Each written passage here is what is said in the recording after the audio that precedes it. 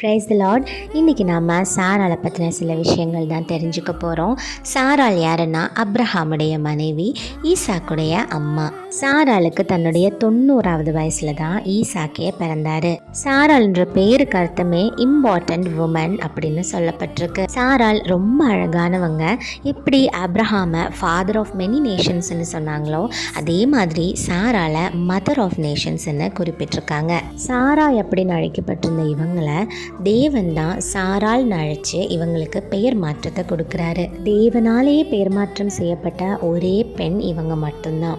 இவங்களுக்கு தேவன் கொடுத்த வாக்குத்தத்தத்தை அப்ரஹாம் நம்பியிருந்தார். நீ தேசங்களின் தாய் என அழைக்கப்படுவாய் அப்படின்னு சொன்னதை தன்னுடைய 90வது வயசில் தான் ஒரு மகனையே பெற்றெடுக்கிறாங்க. அவ்வளவு நாள் அந்த ஃபெய்த்லேயே 2 பேரும் இருந்தாங்க. தன்னுடைய 127வது வயசில் தான் சாராள் இறந்தும் போகிறாங்க.